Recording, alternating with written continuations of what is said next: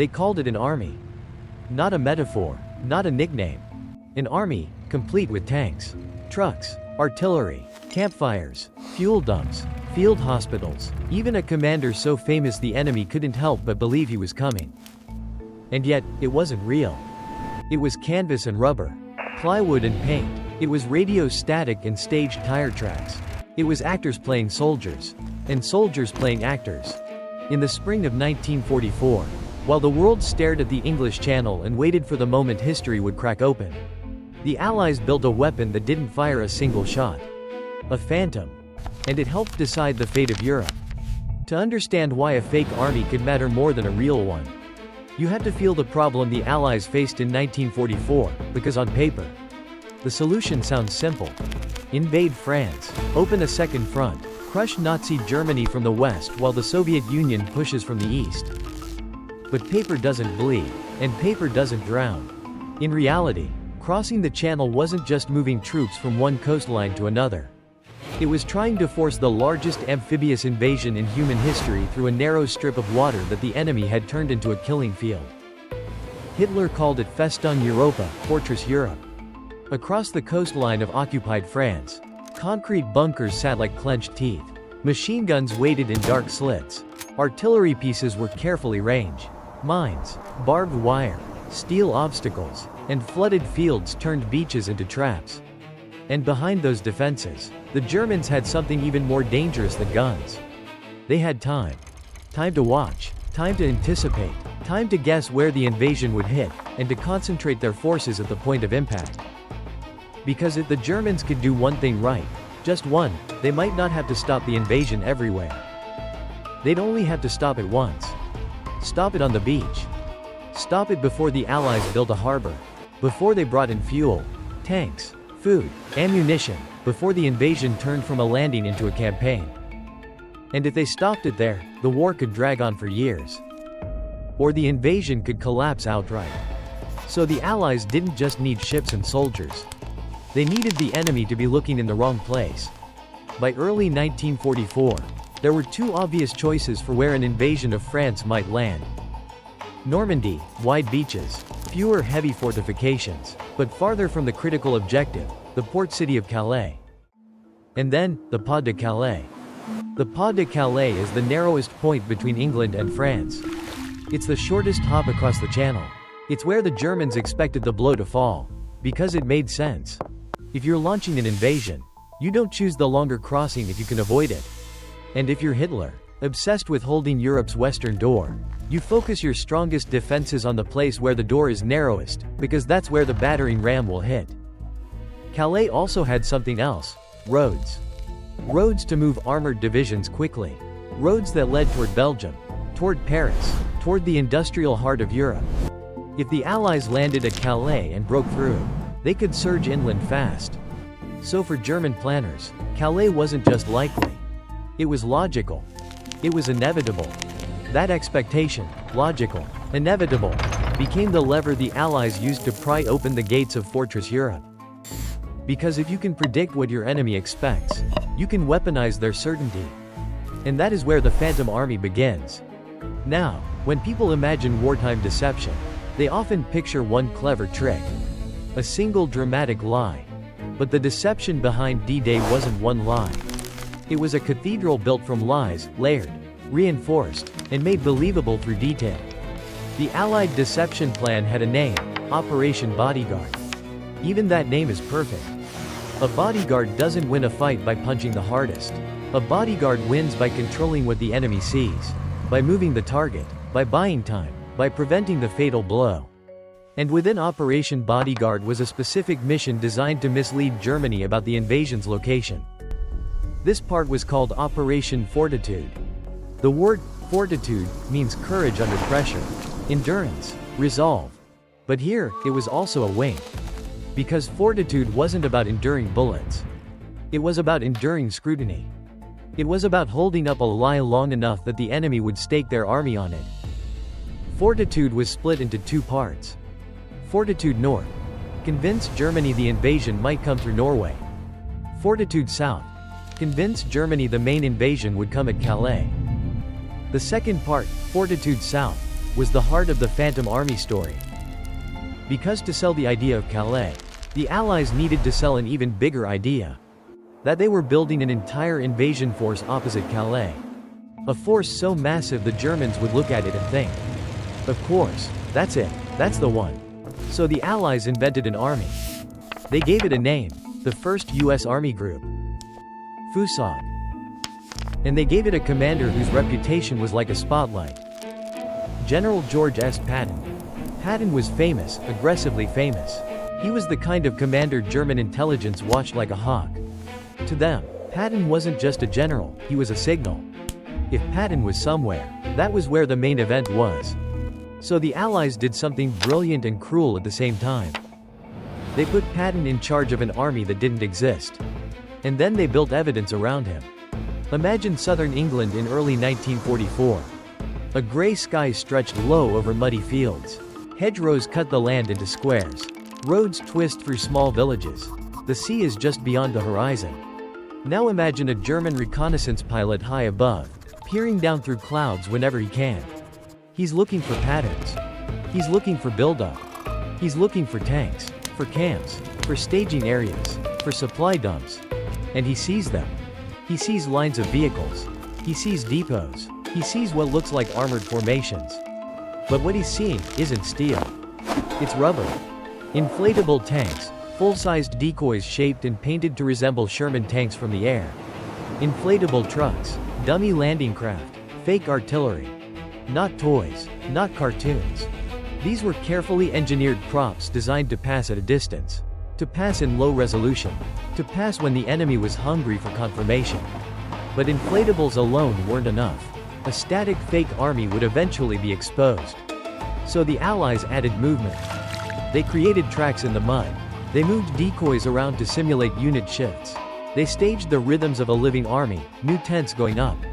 Old ones coming down. Fires, smoke, routine. They did something that sounds almost absurd until you realize how human intelligence works. They created normality. Because when something looks ordinary, when it has the boring details, it feels true. And then came the most important part, radio. In wartime, radio traffic is the nervous system of an army. It's orders, updates, logistics, coordination, constant communication. So the Allies built a radio ghost. Operators sent endless streams of fake messages, using the correct procedures, call signs, and habits to mimic real units. They replicated the personality of different divisions, because even radio operators develop styles. And trained intercept teams can recognize them. Germany's intelligence services listened. And the Phantom Army spoke back. Every transmission was a brick in the illusion. Every day the illusion held. It became harder for Germany to admit it might be wrong. That's the trap. The longer you believe something, the more painful it becomes to abandon it. But if you really want to understand why this worked, you have to understand something uncomfortable. The Germans weren't stupid. They were not blind. They were actively hunting for deception. So the Allies needed more than props and radio noise. They needed the enemy to confirm the lie to themselves. And that is where the war of spies becomes the war of faith. Because one of the greatest weapons in the entire deception campaign wasn't inflatable rubber. It was a man in a room, writing reports. His code name was Garbo. A double agent controlled by the British, feeding information to Germany. Garbo didn't just tell the Germans what they wanted to hear. He built trust slowly. He created a network of fictional sub-agents. He made mistakes on purpose, small ones, so the Germans would believe he was real. Then, when it mattered, he delivered the key message. That Patton's army, this massive force in southeast England, was preparing for the main invasion in Calais. Not Normandy. Calais. And because Garbo had credibility, Germany didn't treat this as a rumor. They treated it as a confirmation. The illusion wasn't just seen from the air. It was reinforced from the inside. Aerial reconnaissance, intercepted radio traffic, agent reports, 3 different streams all pointing to the same conclusion. Calais is the target. Patton is coming. Hold the armored reserves. Wait. Now bring your mind to the night of June 5, 1944. The air is heavy. The channel is restless. Ships sit packed with men who haven't slept. Men who have written letters they may never send. Men who have tried not to imagine what beaches look like when they're defended by machine guns. In England, engines rumble, boots scrape, metal clinks, voices are hushed. Somewhere in the darkness, thousands of Allied paratroopers are climbing into aircraft, packed tight, faces pale under red lights. And across the water, German soldiers wait in bunkers, in trenches, in gun emplacements, scanning the horizon for silhouettes. The invasion is coming. Everyone knows it. The only question is where. And now the Phantom Army has done its job so well that Germany is caught between two terrible choices. If they move their strongest forces too early, they might weaken Calais and be struck there. If they wait too long, they might lose the beaches at Normandy. So they wait. Because the lie has shaped their fear. Because Calais feels inevitable. When the invasion finally erupts on June 6, D-Day, it doesn't arrive as a single punch. It arrives as chaos. In the early hours, paratroopers drop into darkness, scattered by wind and anti-aircraft fire. Some land in fields, some in trees, some in flooded marshes. At sea, thousands of ships move toward the French coast. And then the beaches, Utah, Omaha, Gold, Juneau, Sword, become names stained into history. Men spill from landing craft. Water turns red, smoke and sand and steel fill the air. This is not a clean battle. This is not a heroic painting. This is disorder, fear, and desperate courage measured in yards. And while that carnage unfolds in Normandy, something equally decisive is happening elsewhere. German commanders are trying to decide whether Normandy is the real invasion, or a diversion.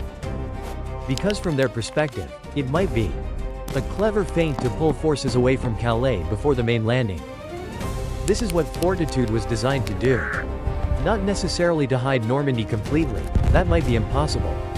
But to convince the Germans that even if Normandy is real, it might not be the main effort. That the main blow, Patton's blow, is still coming. So German armored divisions, the very units that could have counterattacked and potentially thrown the Allies back into the sea, remain held back. Especially the powerful formations positioned near Calais. They wait for Patton. They wait for the second wave that doesn't exist. And that waiting, those hours and days, are priceless. Because invasions are fragile. The first troops ashore are exposed. Their supply line is a thin strip of sea. They need time to expand the beachhead, bring in tanks, build infrastructure, and stabilize. Time is the currency of survival. The Phantom Army buys time. And here's the part that still feels almost unbelievable. The deception doesn't stop on D-Day.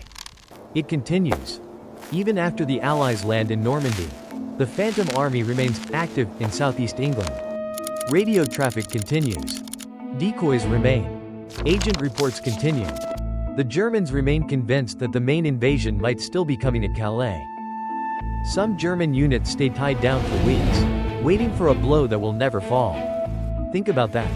While real men fight and die in Normandy, the enemy keeps a portion of its strength frozen in place because it's afraid of an inflatable tank. Afraid of a rumor. Afraid of Patton's shadow. And if you want to understand why this matters, you have to look at the logic from the German side. If you're wrong, you lose. If you're wrong and you move your reserves away from Calais, and then the main invasion hits there, you might lose the war in days. So when uncertainty exists, you protect the greatest risk. And Fortitude made Calais feel like the greatest risk. It's the psychology of war. Sometimes the best weapon is not making your enemy believe a lie, but making them fear the possibility that you might be telling the truth. This deception wasn't magic. It was craft. It was patience. It was a team effort stretching from engineers building decoys to operators mimicking radio signatures to intelligence officers managing agents like pieces on a chessboard. It was also a lesson in how humans process evidence. Because the deception worked not just because the Allies were clever, but because the Germans were trapped by their own expectations. They expected Calais. They wanted Calais to be the answer. So when they saw evidence pointing to Calais, they embraced it. And when something happened elsewhere, Normandy, they were slower to accept it as the main event. It's a reminder that common sense can be a vulnerability. Sometimes the most logical assumption is the easiest one to exploit. Now, you might be wondering, was the Phantom Army the reason D-Day succeeded? History rarely gives us single causes. The success of the Normandy invasion came from thousands of factors: Allied air superiority, naval power, resistance networks, logistical planning, engineering, courage, and yes, German mistakes and internal command problems. But deception was one of the invisible pillars holding the whole thing up.